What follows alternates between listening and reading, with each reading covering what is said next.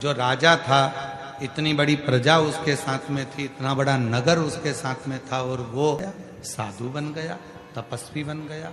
कैसे? शिव महापुराण की कथा कहती है, जब वो देव अधिदेव महादेव जब कृपा करना चाहते हैं, और आपको भी कहा था कि आप सब ये लाखों की संख्या में आए हो, पंडालों में भरे पड़े हुए हो, ये मत सोचना कि आप अपनी मर्जी से आए हो। मेरे शंकर भगवान ने आपका हाथ पकड़कर डमरू बजाकर तुम्हें यहां कुछ देने के लिए बुलाया, कुछ देने के लिए मेरे शिव ने तुमको यहां आमंत्रित करा।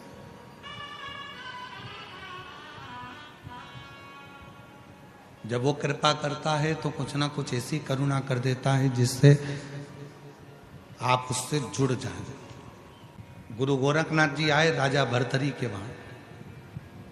राजा भरतरी ने उनकी धर्मपत्नी पिंगला ने खूब सेवा की, खूब। पिंगला भी बड़ी सुंदर थी, राजा भरतरी की धर्मपत्नी अति सुंदर, और राजा भरतरी भी सेवा वाला था और पिंगला भी सेवा वाली थी।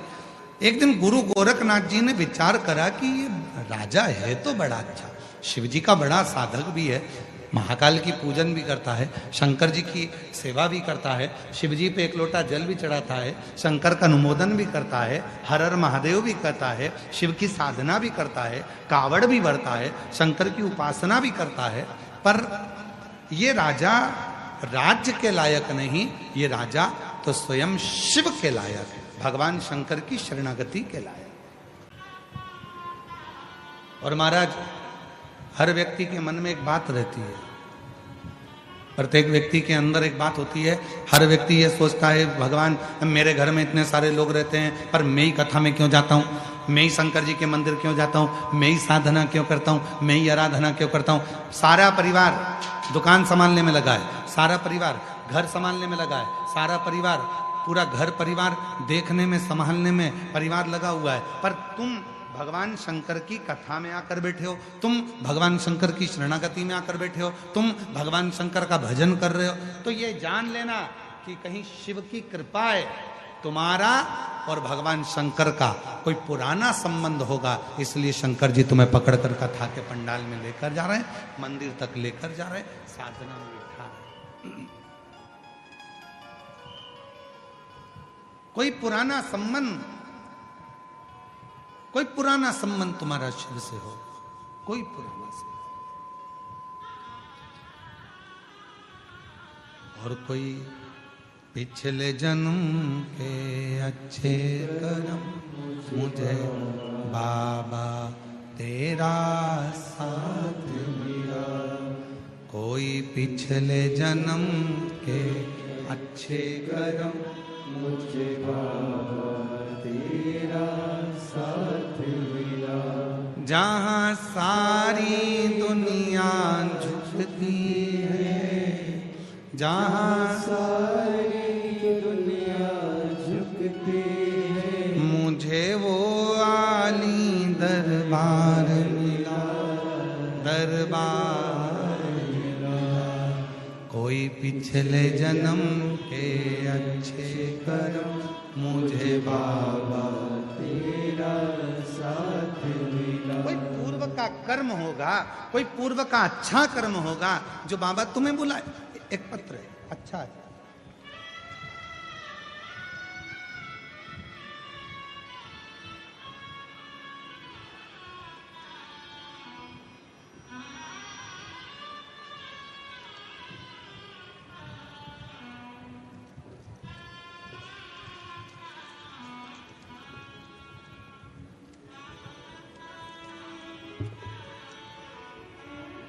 सो प्रतिभा गजानन देशमुख।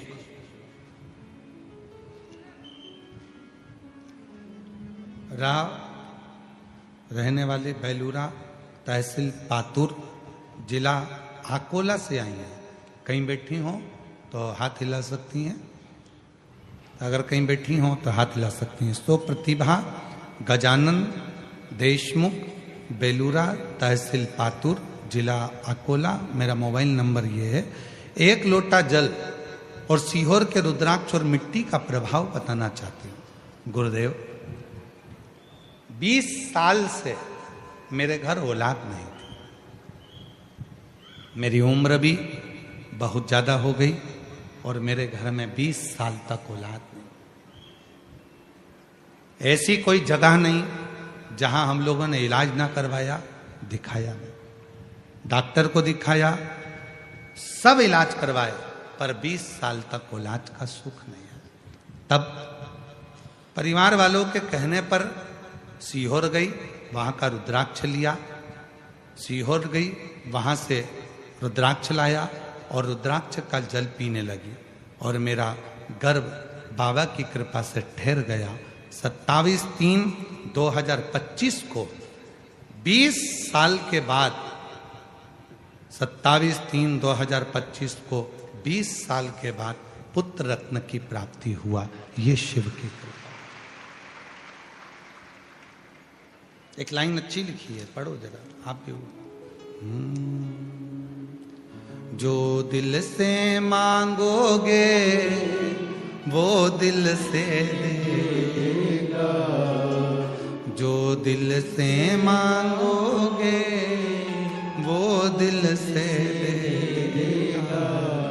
मेरा भोला भंडारी है, मेरा भोला भंडारी है, खाली झोली भर देगा। मेरा भोला भंडारी है, खाली झोली भर देगा। मस्तक पे चंदा है, उजियारा कर देगा। मस्तक पे चंदा है, उजियारा कर देगा। मेरा भोला भंडारी है, खाली झोली भर देगा। मेरा भोला भंडारी है, खाली झोली भर देगा। खाली झोली भर देगा। मेरा भोला भंडारी है, खाली झोली भर देगा। मस्तक पे गंगा है, वो शीतल कर देगा। मस्तक पे गंगा है, वो शीतल कर देगा। मेरा भोला भंडारी है, खाली झोली भरेगा। विश्वास भगवान देवादिदेव महादेव ने भर्तरी के पास गुरु गोरखनाथ जी को भेज दिया। गुरु गोरखनाथ जी ने एक फल राजा भर्तरी को दे दिया। राजन, तू बड़ा विद्वान है, बहुत प्रबल है, तेरी विद्वत्ता है, बहुत सेवा करता है तू। तेरे जैसे राजा की जरूरत इस पूरे संसार को है। ये ले फल, खा लेना, कभी बूढ़ा ही नहीं होगा, जवान की जवान बना रहेगा। राजा भर्तरी को फल मिल गया।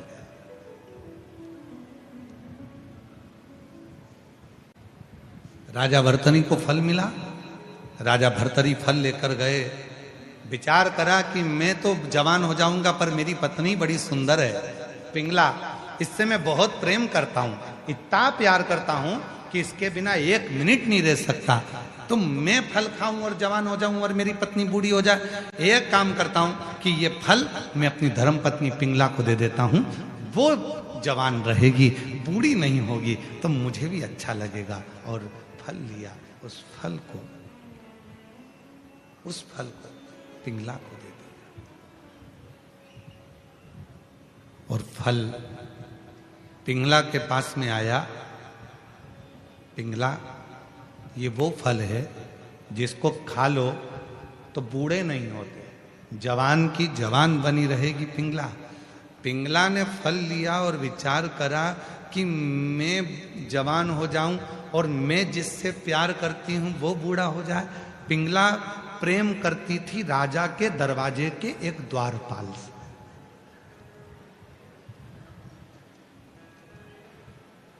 अब राजा ने फल किसको दिया था? जम के तो बोलो, पिंगला। पिंगला ने फल किसको दिया? दरवाजे पे खड़े हुए द्वारपाल। राजा के दरवाजे पर जो द्वारपाल खड़ा रहता है, मैं उसको बहुत प्रेम करती हूँ, बहुत प्यार करती हूँ, वो भी मुझे प्रेम करता है। ये फल मैं उसको दे देती हूँ। पिंगला ने वो फल राजा के दरवाजे के द्वारपाल को दे दिया। द्वारपाल ने फल लिया और विचार करा कि मैं फल खा लूंगा और जवान हो जाऊंगा, पर मैं तो प्यार करता हूं वो रहने वाली वेश्या को, जो राजा के महल में नाचती है, नर्तकी है, और इतनी सुंदर नर्तकी है, इतनी सुंदर वो वेश्या है। अगर वो जवान रहेगी, मैं उससे प्रेम करता हूं, तो फल वो खाए, वो जवान रहेगी तो मैं भी खुश रहूंगा। राजा के फल को पिंगला को मिला। पिंगला ने फल जिससे प्रेम करती थी द्वारपाल, उसको दिया। द्वारपाल ने वो फल जिससे वो प्यार करता था उस वेश्या को दिया, नर्तकी को। और वेश्या के पास में फल आया तो वेश्या ने पूरी रात विचार करा, इतना सुंदर फल है, मैं जवान हो भी जाऊंगी तो क्या मतलब, अगर मेरे नगर का राजा भर्तरी इतना अच्छा राजा है, अगर वो जवान हो जाएगा तो ये फल उसके काम आए। और वो फल नर्तकी लेकर पिंगला के पति उस राजा भर्तरी के पास पहुंच गए।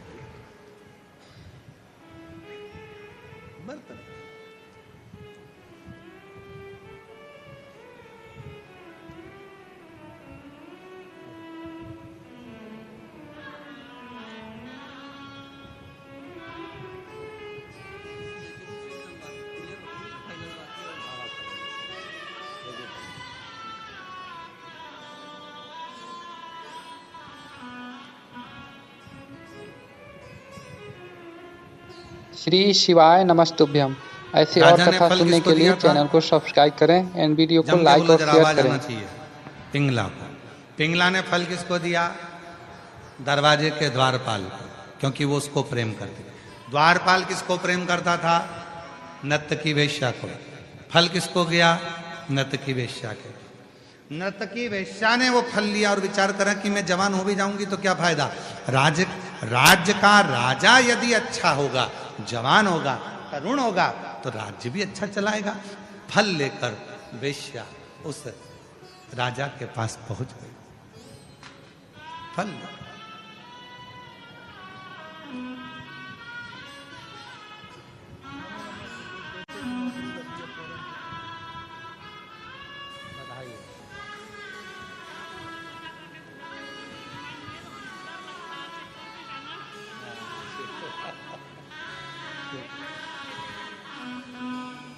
बधाई बधाई।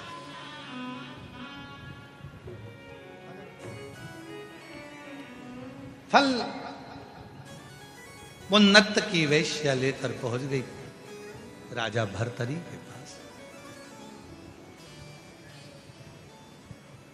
नर्तकी ने हाथ जोड़ा, प्रणाम किया, नमन किया। पूछा राजा भर्तरी ने, क्या बात है, क्या हुआ?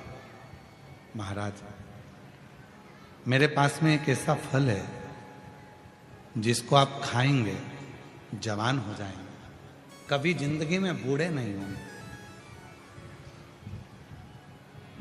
राजा का ध्यान गया, कहीं ये वही फल तो नहीं है। राजा ने कहा, तो तुम मुझे फल क्यों देना चाहती हो? क्योंकि आप राज्य चलाते हो, राज्य का राजा जवान होगा तो प्रजा भी सुखी रहेगी, आप ये फल मुझसे ले लो। राजा ने कहा, जरा फल तो दिखाओ। नर्तकी वेश्या ने अपनी झोली में से, पल्लू में से फल निकालकर जो राजा को दिया, राजा पहचान गया, ये तो वही फल है जो मैंने अपनी धर्म पत्नी पिंगला को दिया था। पिंगला पास में बैठी थी। राजा ने पिंगला को उठाकर पूछा, ये फल तो मैंने आपको दिया था पिंगला। पिंगला कहती है, मैं आपके दरवाजे पर जो द्वारपाल है ना, उससे बहुत प्रेम करती हूं, मैंने फल उसको दिया।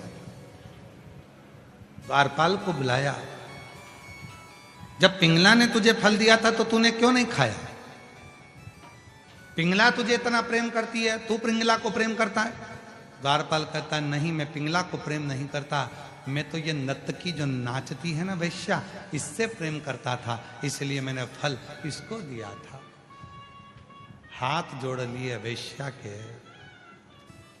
राजा भर्तरी, और हाथ जोड़कर राजा भर्तरी ने उस नर्तकी वेश्या से कहा, धन्य है आप जो आप अपने राज्य के राजा को युवान देखना चाहती हो, स्वस्थ देखना चाहती हो। राजा ने वो फल वापिस गुरु गोरखनाथ जी को दे दिया और हाथ जोड़कर कहा कि अब संसार मुझे अच्छा नहीं लगता। जिससे प्रेम था, जिसके लिए मैं राज्य संभाल रहा था, वही मेरा नहीं हुआ तो फिर दुनिया मेरी क्या हो? सब छोड़ा,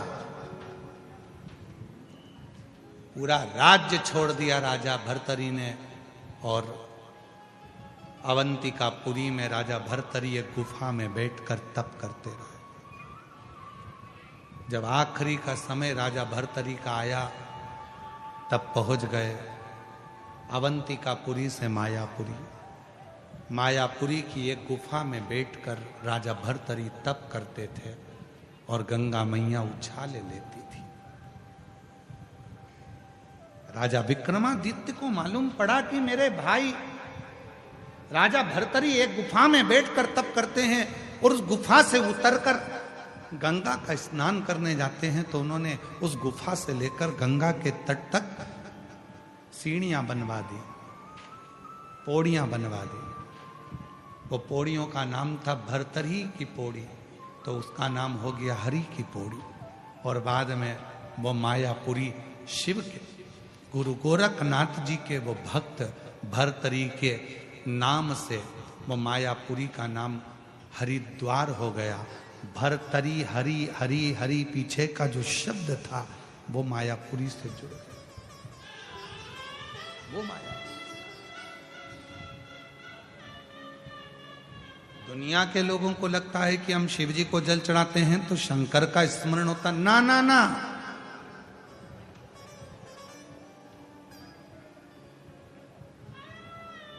शिव परीक्षा लेते हैं। परीक्षा की पहली सीढ़ी है भगवान शंकर की भोजन। परीक्षा की पहली सीढ़ी है भगवान शंकर की भोजन। ध्यान रखना इस बात के लिए।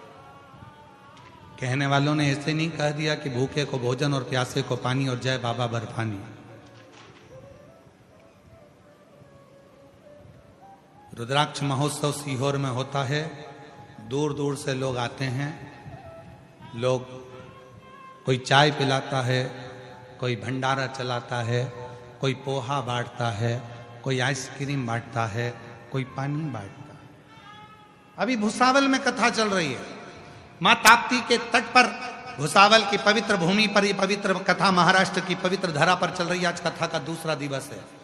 हम रास्ते में से आते आते देख रहे थे, कोई पानी की बोतल बांट रहा है, कोई पानी का पाउच बांट रहा है, कोई टंके में पानी भर लिया गिलास से पानी पिला रहा है।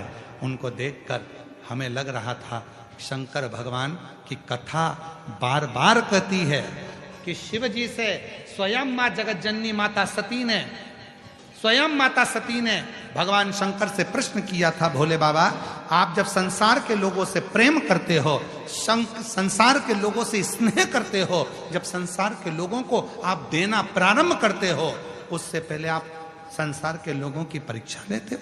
शिव जी ने कहा हाँ। तो वो परीक्षा कौन सी होती है? तब भगवान शंकर ने कहा वो पहली परीक्षा है, मैं भूखे का रूप धरकर, एक भिक्षुक का रूप धरकर, प्यासा बनकर, भूखा बनकर, एक सन्यासी बनकर, एक भिक्षुक बनकर, किसी शंकर का जो भक्त होता है, शिव का जो उपासक होता है, उससे पेट भरने के लिए अन्न मांगता हूँ, भोजन मांगता हूँ, पीने को पानी मांगता हूँ। मैं देखता हूँ वो मेरा हुआ कि नहीं। धन नहीं।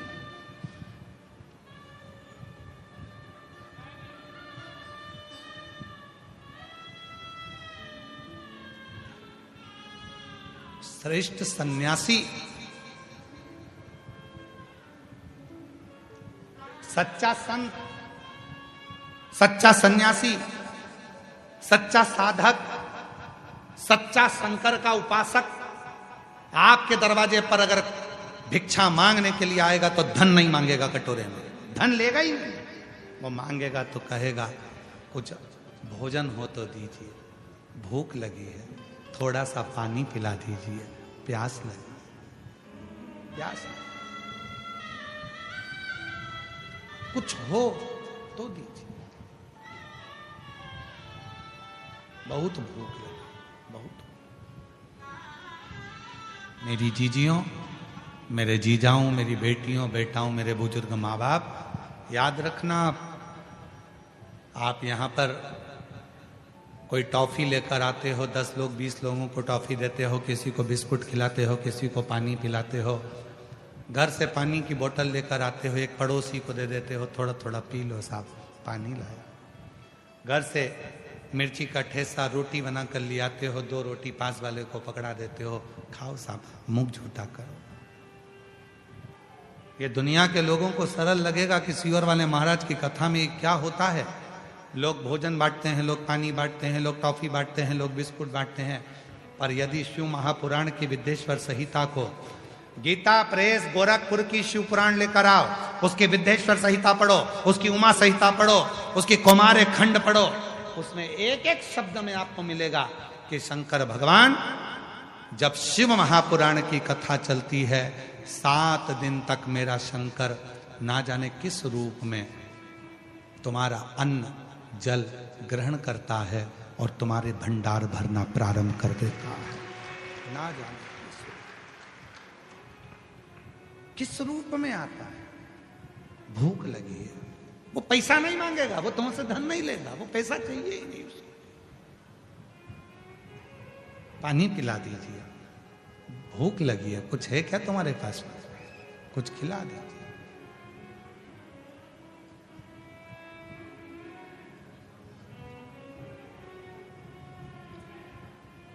अभी हम लोग जब सीहोर से यहाँ आ रहे थे भुसावल के लिए, तो बीच में एक रास्ते पर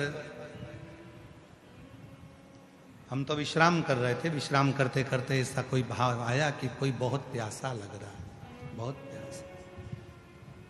जंगल था, बड़े बड़े वृक्ष थे, आड़ा टेढ़ा मोड़ था, पहाड़ी थी। कुछ नर्मदा परिक्रमा के 3 पुरुष 1 महिला चले जा रही थी। दोपहर ही थी, बहुत धूप पड़ रही थी।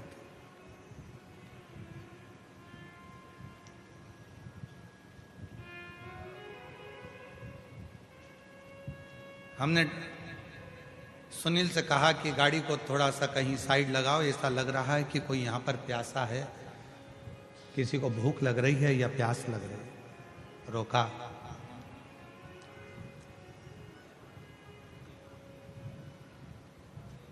कोई महिला भी थी, 3 पुरुष भी थे, और उतरते से हमने पानी का बोतल उनको दिया तो वो माता की आंख से आंसू झलक कर कहा, हमारे टंगल में 2 घंटे से पानी नहीं है और हम चल चल कर प्यासे हो गए। तब हमने भगवान भोलेनाथ से, माई नर्मदा से प्रार्थना करी कि कोई पानी मिल जाए, और ये पानी की बोतल मिली। हमने कहा, माँ, भगवान धन की भाषा नहीं समझता, पर भगवान दिल की भाषा समझता है। श्री शिवाय नमस्तुभ्यम। ऐसी और कथा सुनने के लिए चैनल को सब्सक्राइब करें।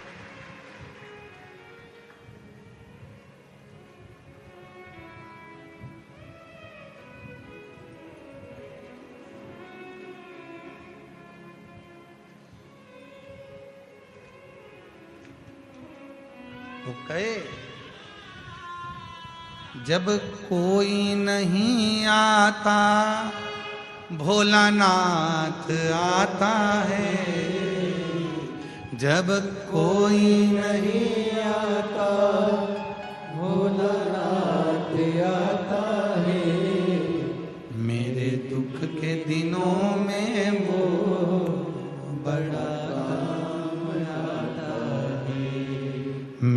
दुख के दिनों में वो बड़ा मौका मिले आपको, तुम शिव के मंदिर जाती हो, एक लोटा जल चढ़ाती हो, शंकर की उपास करती हो, पशुपति व्रत करती हो, तुम 16 सोमवार का व्रत करती हो, तुम सोमवार का व्रत करती हो, तुम प्रदोष का व्रत करती हो, तुम भगवान शंकर के सोमवार का व्रत करती हो, तुम जगह जगह पर शिव महापुराण की कथा 5 पंडाल कथा को श्रवण करती हो, शंकर तुम्हारी परीक्षा जरूर लेगा। और सबसे पहली परीक्षा मेरा शंकर लेता है भूखा और प्यासा बनकर। तुम उसको भोजन करा सकती हो, पानी पिला सकती हो। भूखे को भोजन, प्यासे को पानी, जय बाबा बर्फानी। अन्न मांगो, उसको पहचान।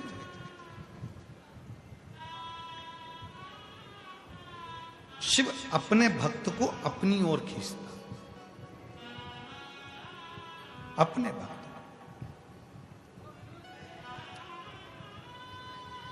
और भगवान शंकर एक ऐसे देवादिदेव महादेव भगवान शिव ऐसे हैं कि उनको मान और अपमान से कोई फर्क नहीं पड़ता। कौन है?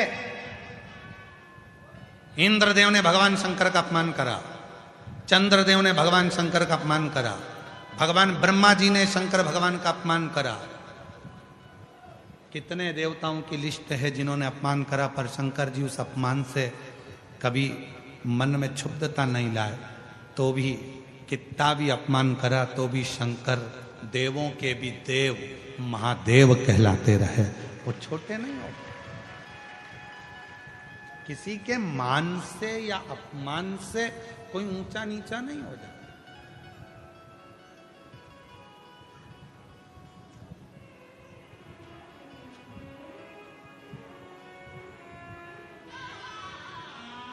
किसी के मान और सम्मान से कोई ऊंचा नीचा या अपमान से मान सम्मान, अपमान से आपको सम्मान दिया तो आप श्रेष्ठ हो गए, आपको अपमान मिला तो आप अश्रेष्ठ हो गए, ये कोई बात नहीं है।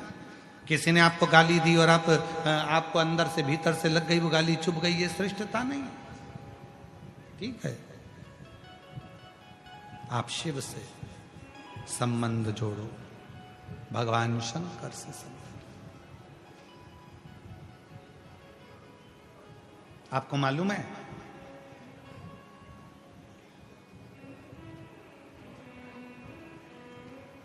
शिव जी को धतूरा क्यों चढ़ाया जाता है?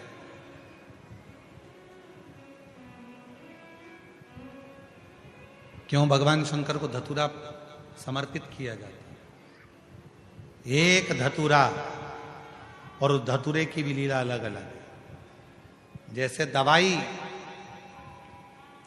कोई दवाई ऐसी रहती है उसको शहद के साथ में, जब आयुर्वेदिक दवाई है तो उसको शहद के साथ में घोल कर चाटा जाता है। कोई दवाई ऐसी रहती है उसको कुनकुने पानी से लिया जाता है। कोई दवाई ऐसी रहती है उसको दूध से लिया जाता है। कोई दवाई ऐसी रहती है कि उसको गुड़ के साथ लिया जाता है। कोई दवाई ऐसी रहती है कि डायरेक्ट उसको मुख में रखा जाता है। कोई दवाई ऐसी रहती है कि उसको गर्म पानी से लेते हैं। कोई दवाई ऐसी रहती है उसको ठंडे पानी से लेते हैं। धतूरे का भी एक नियम है, धतूरे का भी एक नियम है।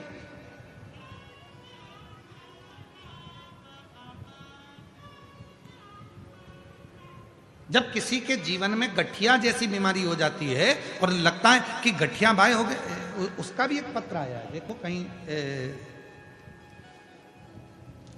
ये पत्र देखिए। महाराज, मेरा नाम सुरेखा प्रमोद सूर्यवंशी है, मैं भूसावल से हूँ। कहीं बैठी हो तो हाथ हिला सकती हैं। सुरेखा प्रमोद सूर्यवंशी। गुरुजी, 15 सालों से मुझे गठिया जैसी बीमारी थी। मेरे हाथ पैर ठंड के समय में टेढ़े हो जाते थे।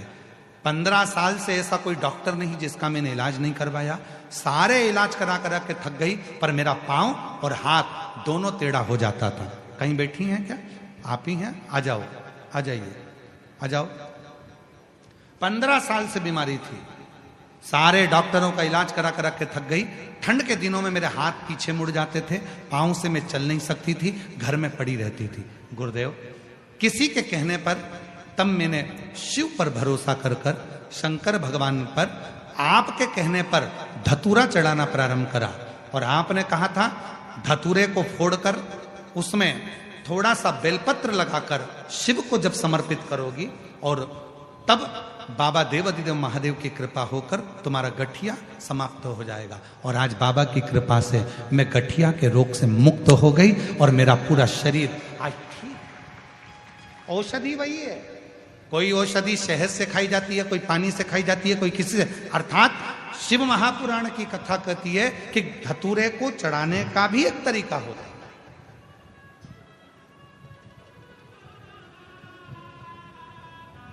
धतूरे को चढ़ाने, कोई बच्चा है, हाथ पैर से विकलांग है, शरीर से विकलांग है, नहीं सही हो रहा, प्रदोष की प्रदोष, एक धतूरा शिव जी को, एक दुर्वा, एक कनेर का पुष्प, तीनों शिव जी के मंदिर में चढ़ाना प्रारंभ कर दो। दुर्वा लाओ, पीसो। विकलांग है, चल फिर नहीं रहा है, डॉक्टर का भी इलाज चल रहा है, उसको वो दुर्वा पीस कर सुबह दोपहर शाम 3 बार उसको देना प्रारंभ करो। धीरे धीरे बच्चे की बुद्धि का विकास होगा और बच्चा एक दिन इतना एक्टिव हो जाएगा कि खुद उठने का प्रयास करेगा और हाथ पैर भी उसका काम करेगा, खुद करेगा। डॉक्टर का इलाज करवाते रहो। धतूरा भी किस चीज के लिए चढ़ा रहे हो, कैसे समर्पित कर रहे हो, वो भाव। महाराज कौन है जिसने शिव को अपशब्द नहीं कहा, पर शिव फिर भी समता का भाव ले, समता का। भगवान शंकर समता का भाव। और इसीलिए मेरे देवाधिदेव महादेव चंद्रदेव के लिए स्वयं चंद्रशेखर, चंद्रमौली, चंद्रेश्वर बनकर प्रकट। चंद्रमौली ऐसे पवित्र कथा जो चंद्रशेखर शिव महापुराण की कथा चल रही है, बहुत विस्तार है उसमें। कल कथा में आगे बढ़ेंगे। ब्रह्मा जी की लीला का, चंद्रदेव और ब्रह्मा ने जो शिव के साथ में किया उस कृत्य का, उस कर्म का वर्णन करें। अभी हमारे बीच में चंद्रशेखर महादेव पधार रहे हैं। जोरदार ताली बजाकर स्वागत करें भगवान श्री चंद्रशेखर महादेव और चंद्रमौलेश्वर महादेव की, चंद्रशेखर महादेव की। हर हर महादेव। आज कथा का द्वितीय दिवस श्री शिवाय नमस्तुभ्यम। ऐसे और कथा सुनने के लिए चैनल को सब्सक्राइब करें एंड वीडियो को लाइक और शेयर करें। 20 मार्च से 26 मार्च तक जयपुर राजस्थान में शिव महापुराण की कथा 7 दिवसीय रहेगी। बड़े भाव से कथा को श्रवण करेंगे। हमारे बीच में